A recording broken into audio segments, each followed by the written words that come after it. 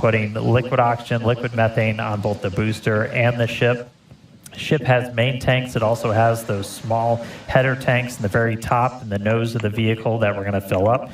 We're going to close out on the ship at about 2 minutes and 10 seconds before launch, and then the booster at about 2 minutes and 50. Once we're completely done prop loading, you've got about 11.5 million pounds of liquid propellant on board both stages. Then we start to get the pad itself ready for launch. We do what's called pushbacks. That's you're clearing out all of those propellant feed lines that have been flowing from the tank farm into the tower, into the vehicles, push it back into the tank farm, and then we also start purging all of those lines with an inert gas, just getting it ready for launch. We'll do final thrust vector steering controls on our Raptor engines at about T-minus 100 seconds and then T-minus 60 seconds. If a hold is needed, shocking change, it's now going to come at T-minus 60 seconds. That's a new time. We've balanced out a couple of our final checks that happened before liftoff, and we moved them a little bit earlier before we start flying, so that time is now at T-minus 60. That's the point where we can pause to wait. We'll only hold there if there's an issue, and we can recycle back. Minus 60 seconds passes, a number of events will occur in rapid succession. Both the ship and booster will configure their comm systems for flight and will rapidly run leak checks on gas and fluid tanks. The booster will also go to internal power, and its engines will get its final priming for launch, while the ship's engines begin their ascent bleed profile, and it arms the automatic flight safety system. There's a lot of mechanical activations on the tower side as well, with one critical step, unlatching the quick disconnect feeding propellant into the ship. And once T-minus 60 seconds has passed, there is still the ability to rapidly recycle the count under certain conditions back to that T-minus 60 second hold point. We can hold there and assess what happened and if teams can proceed again to T0.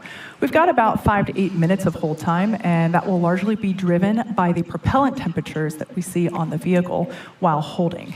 The flame diverter on pad 2, which you can see the side profile of it there on your screen, that activates at T-minus 17 seconds, and if we trigger a hold after that, it will result in a scrub for the day. So we're now just under 3.5 minutes until liftoff. If you've recently joined, we're planning to deploy 20 of our Starlink V3 satellites. These are real V3s on board, so that's exciting. We also would like to perform a Raptor in-space relay as well. That's right, and actually on the screen now you're seeing an awesome view of our pad and the clouds that you're seeing coming off of our fuel tank farm, all now being used for its second time here for Flight 13. All right, so we're through the 3-minute mark, so we should be closing out prop load on the booster any second now, and then the closeouts on the ship will come just a little bit after that. Again, we're looking a little over 11.5 million pounds of propellant on both of these vehicles. We are not currently tracking any holds on the board, which is always good news. Reminder, we have that built-in hold at T-minus 1 minute. We're only going to stop there if we run into an issue where we need a couple of minutes to hang out. But right now, we have no holds on the board. So a lot on deck for Starship version 3, booster version 3, Raptor 3. Looking to get off the pad here in 2 minutes.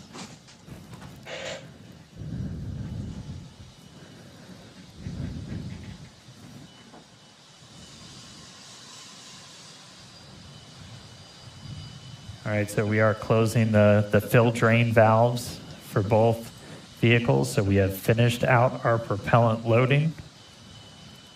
33 Raptor engines right there at the bottom of the booster getting ready to light up. Final wiggle checks happening now. You can see those inner 13 engines moving.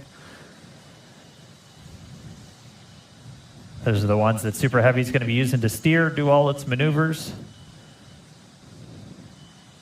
We just got through those. Okay, so we are 1 minute, 20 seconds away, counting down. We're gonna listen in. Again, not tracking a hold, so we should move right past T-minus 1 minute. If we recycle back to it, we'll figure out why, and then we'll continue counting down. So let's go. T-minus 1 minute. Let's listen in, let the rocket do the talking, see if we can get a Starship off the pad today. We did trigger a hold.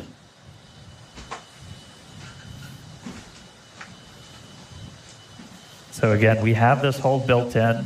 We've got a couple of checkouts that are going to happen on the vehicle and the pad that we've got to clear. A lot of it's tied to essentially the different pressures that are in the systems that are feeding prop into the vehicles. Looks like we are getting ready to reset that hold bill. And the clock is rolling.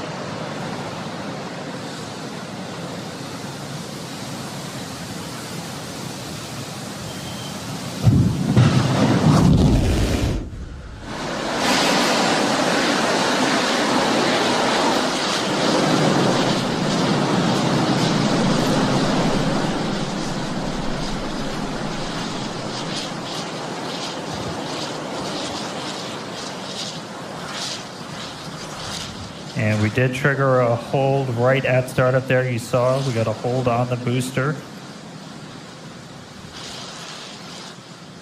So stick with us for a second.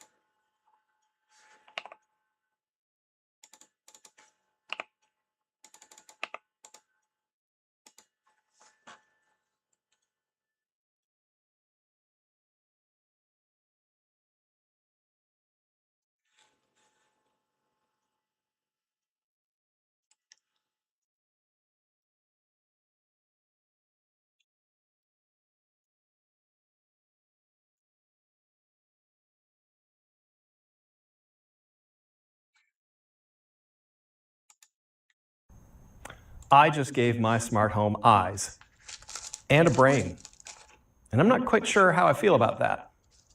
Is this the cutting edge of home automation, or did I just make a big mistake? Open the pod bay doors, Hal. I'm sorry, Dave. I'm afraid I can't do that. Let me show you what I've done.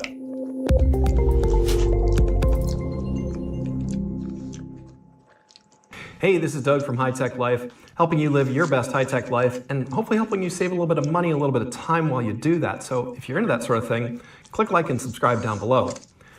I've got something really, really exciting to show you today. It's this convergence of the world between home automation and modern AI systems.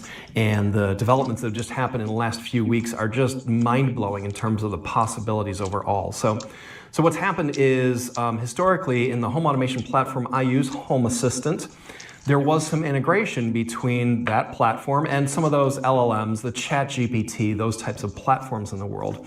Usually through something like this, one of these little home automation speakers, and something where I could just conversationally talk to it and say, hey, turn the lights on, turn the lights off, and it would do it. Home Assistant would see that and say, I know how to process that. But then if I would ask it, what's the tallest building in the world?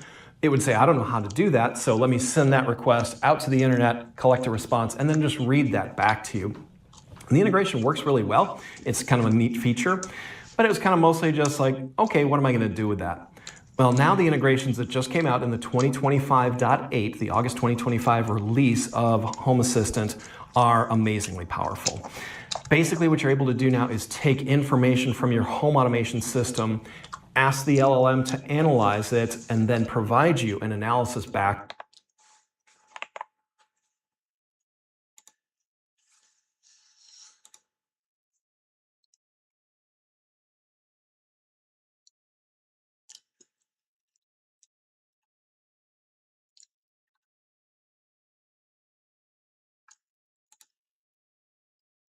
maybe it doesn't happen tomorrow because they need to look more into that data.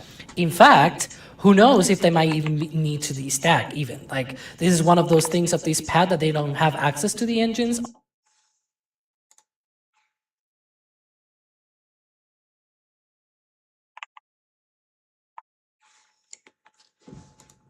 On that overall. So let me just turn this into some real world examples to kind of make it obvious. I can have my system go and take an occasional